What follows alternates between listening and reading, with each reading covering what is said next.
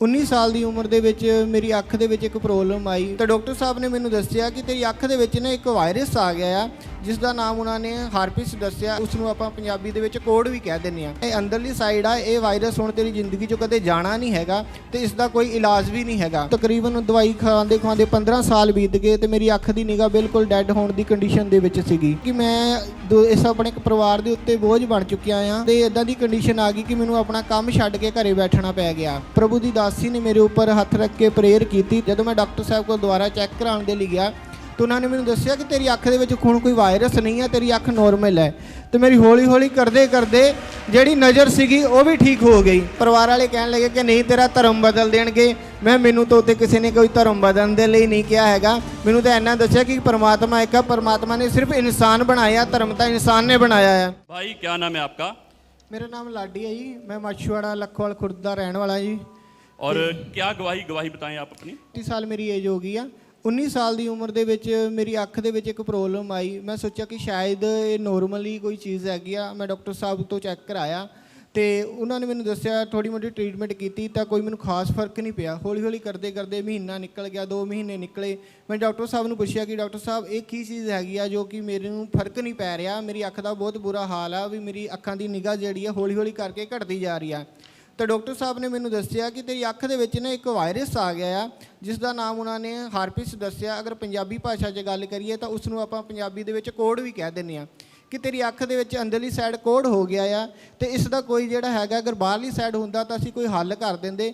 ਪਰ ਜਿਹੜਾ ਹੁਣ ਇਹ ਅੰਦਰਲੀ ਸਾਈਡ ਆ, ਇਹ ਵਾਇਰਸ ਹੁਣ ਤੇਰੀ ਜ਼ਿੰਦਗੀ 'ਚੋਂ ਕਦੇ ਜਾਣਾ ਨਹੀਂ ਹੈਗਾ ਤੇ ਇਸ ਦਾ ਕੋਈ ਇਲਾਜ ਵੀ ਨਹੀਂ ਹੈਗਾ।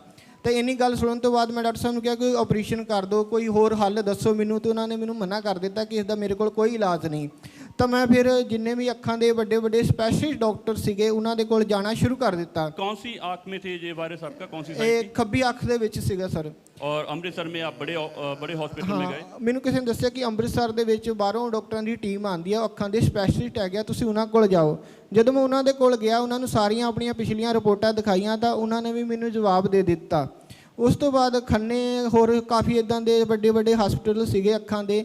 ਤੇ ਜਦੋਂ ਉਹਨਾਂ ਦੇ ਕੋਲ ਗਿਆ ਉਹਨਾਂ ਨੇ ਮੈਨੂੰ ਤਕਰੀਬਨ ਦਵਾਈ ਖਾਂਦੇ 15 ਸਾਲ ਬੀਤ ਗਏ ਤੇ ਮੇਰੀ ਅੱਖ ਦੀ ਨਿਗਾਹ ਬਿਲਕੁਲ ਡੈੱਡ ਹੋਣ ਦੀ ਕੰਡੀਸ਼ਨ ਦੇ ਵਿੱਚ ਸੀਗੀ। ਤੇ ਮੈਂ ਉਹਨਾਂ ਨੂੰ ਕਿਹਾ ਆਪਰੇਸ਼ਨ ਕਰ ਦਿਓ, ਕੋਈ ਹੋਰ ਅੱਖ ਦੀ ਪੋਟਲੀ ਚੇਂਜ ਕਰ ਦਿਓ, ਕੁਝ ਵੀ ਕਰ ਦਿਓ, ਮੈਨੂੰ ਠੀਕ ਕਰ ਦਿਓ। ਤੇ ਉਹਨਾਂ ਕਿਹਾ ਨਹੀਂ, ਇਸ ਦਾ ਸਾਡੇ ਕੋਲ, ਅਸੀਂ ਤੇਰੀ ਅੱਖ ਨੂੰ ਕੁਝ ਵੀ ਨਹੀਂ ਕਰ ਸਕਦੇ, ਇਸ ਦਾ ਸਾਡੇ ਕੋਲ ਇਲਾਜ ਨਹੀਂ ਹੈ। ਮੈਡੀਕਲ ਸਾਇੰਸ ਨੇ ਅਜੇ ਇੰਨੀ ਤਰੱਕੀ ਨਹੀਂ ਕੀਤੀ ਹੈਗੀ ਕਿ ਅਸੀਂ ਤੇਰੀ ਬਿਮਾਰੀ ਦਾ ਇਲਾਜ ਕਰ ਸਕੀਏ। और क्या ऐसा होता था कि आपकी आंख में क्या होता था जब ये वायरस आपके एकदम से आपने बताया कि अपने गवाही में बताया कि 10 दिन तक तो इसका असर बहुत ज़्यादा रहता था, 10 दिन के बाद कम होता था, फिर और ज़्यादा बढ़ जाता था। ਜਦੋਂ ਡਾਕਟਰ ਮੈਨੂੰ ਮੈਡੀਸਿਨ ਦੇ ਦਿੰਦੇ ਸੀ ਤਾਂ ਉਹ ਕੁਝ ਦਿਨ ਦੇ ਲਈ ਮੈਨੂੰ ਇਦਾਂ ਦੀ ਮੈਡੀਸਿਨ ਦੇ ਦਿੰਦੇ ਸੀ, ਮੈਂ ਉਸ ਨੂੰ ਖਾ ਕੇ ਸੁੱਤਾ ਰਹਿੰਦਾ ਸੀਗਾ ਤੇ ਮੇਰਾ ਸਰੀਰ ਸਾਰਾ ਸੋ ਜਾਂਦਾ ਸੀਗਾ ਤੇ ਮੈਂ ਬੈੱਡਾਂ ਦੇ ਉੱਤੇ ਸੁੱਤਾ ਰਹਿੰਦਾ ਤੇ ਮੈਨੂੰ ਅੱਖ 'ਚ ਲਾਲੀ ਆ ਜਾਣੀ, ਗਰਮ ਸੇਕ ਲੱਗਣਾ, ਪਾਣੀ ਨਿਕਲਣਾ ਅੱਖ ਦੇ ਵਿੱਚੋਂ, ਅੱਖ ਦਾ ਸੁੱਜ ਕੇ ਬਾਹਰ ਆ ਜਾਣਾ, मोटा हो जाना, इस तरह दी तकलीफां आंदियां रहंदियां सीगियां। और कई बार आपने बताया कि आंख पर इतनी ज़्यादा स्वेलिंग हो जाती थी, आपकी जो बाईं आंख थी कि उससे आपको दिखाई बिल्कुल नहीं देता था, आपको पकड़ के खोलनी पड़ती थी वो। सर मैनू दिखण दी गल करिए तो मैनू अपना काम छड्ड के तकरीबन 30 ਤੋਂ 40 ਹਜ਼ਾਰ ਰੁਪਏ ਦਾ मैं मंथली काम करता ਸੀਗਾ और मैं सिर्फ 8 ਤੋਂ 10 ਹਜ਼ਾਰ ਰੁਪਏ ਦੇ मंथली ਕੰਮ ਉੱਤੇ ਆ ਗਿਆ ਤੇ ਮੈਨੂੰ ਮੇਰੇ ਮਾਲਕਾਂ ਨੇ ਕੰਮ ਦੇ ਵਿੱਚੋਂ ਵੀ ਕੱਢ ਦਿੱਤਾ। ਕਹਿੰਦੇ ਕਿ ਤੂੰ ਆਪਣਾ ਕੋਈ ਹੋਰ ਕੰਮ ਕਰ ਦੇਖ ਲਾ। ਮੇਰਾ ਮਨ ਕਰਦਾ ਸੀਗਾ ਕਿ ਮੈਂ ਇਸ ਆਪਣੇ ਪਰਿਵਾਰ ਦੇ ਉੱਤੇ ਬੋਝ ਬਣ ਚੁੱਕਿਆ ਆ ਤੇ ਮੈਂ ਕਾਫੀ ਹੱਦ ਤੱਕ ਆਪਣਾ ਪੈਸਾ ਜਿਹੜਾ ਜਿੰਨਾ ਵੀ ਕਮਾ ਰਿਹਾ ਸੀਗਾ ਉਹ ਸਾਰਾ ਦਵਾਈਆਂ ਦੇ ਵਿੱਚ ਲਾ ਦਿੱਤਾ ਸੀਗਾ ਤੇ ਹੌਲੀ ਕਰਦੇ ਇੱਦਾਂ ਦੀ ਕੰਡੀਸ਼ਨ ਆ ਗਈ ਕਿ ਮੈਨੂੰ ਆਪਣਾ ਕੰਮ ਛੱਡ ਕੇ ਘਰੇ ਬੈਠਣਾ ਪੈ ਗਿਆ। ਫਿਰ ਇੱਕ ਦਿਨ ਆਨਲਾਈਨ ਮੈਂ ਦੇਖਿਆ, ਇਸ ਚਰਚ ਦੇ ਬਾਰੇ ਸੁਣਿਆ ਤਾਂ ਮੈਂ ਇੱਥੇ ਆਇਆ ਤੇ ਪ੍ਰਭੂ ਦੀ ਦਾਸੀ ਨੇ ਮੇਰੇ ਉੱਪਰ ਹੱਥ ਰੱਖ ਕੇ ਪ੍ਰੇਅਰ ਕੀਤੀ ਤਾਂ ਮੈਨੂੰ ਉਸ ਸਮੇਂ ਥੋੜ੍ਹਾ ਜਿਹਾ ਫਰਕ ਮਹਿਸੂਸ ਹੋਇਆ। ਇੱਦਾਂ ਕਰਦੇ ਮੈਂ 5 ਐਤਵਾਰ ਇੱਥੇ ਜੋ ਆਉਂਦਾ ਰਿਹਾ ਤੇ ਜਦੋਂ 5 ਐਤਵਾਰਾਂ ਦੇ ਵਿੱਚ ਜਦੋਂ ਮੈਂ ਦੇਖਿਆ ਤਾਂ ਮੇਰੀ ਅੱਖ ਦੇ ਵਿੱਚੋਂ ਇੱਕ ਇੱਦਾਂ ਦਾ ਮਤਲਬ ਕਿ ਮੈਨੂੰ ਰਿਜ਼ਲਟ ਮਿਲਿਆ ਕਿ ਜੋ ਮੇਰੇ ਅੱਖ ਦੇ ਵਿੱਚੋਂ ਮੈਂ ਜਦੋਂ ਛਿੱਕਾ ਮਾਰਦਾ ਸੀ ਤਾਂ ਖੂਨ ਦੀਆਂ ਗੱਠਾਂ ਵੜ ਕੇ ਬਾਹਰ ਨਿਕਲਣੀਆਂ ਸ਼ੁਰੂ ਹੋ ਗਈਆਂ। ਮੈਂ ਹੈਰਾਨ ਸੀਗਾ ਕਿ ਮੈਨੂੰ ਇਹ ਕੀ ਹੋ ਰਿਹਾ। ਜਦੋਂ ਮੈਂ ਡਾਕਟਰ ਸਾਹਿਬ ਕੋਲ ਦੁਬਾਰਾ ਚੈੱਕ ਕਰਾਉਣ ਦੇ ਲਈ ਗਿਆ तो उन्होंने मैंने दसिया कि तेरी अख दे विच हुण कोई वायरस नहीं है, तेरी अख नॉर्मल है। तो मेरी हौली करदे जिहड़ी नज़र सीगी वो भी ठीक हो गई। तो जब पहली बार ही आए तो पूरी मीटिंग अटेंड की और जैसे पहली बार वालों को आगे बुलाया जाता है, आप आगे आए और परमेश्वर की दासी के द्वारा आपके लिए लेहन प्रार्थना हुई। शाफी शिफाए देता है।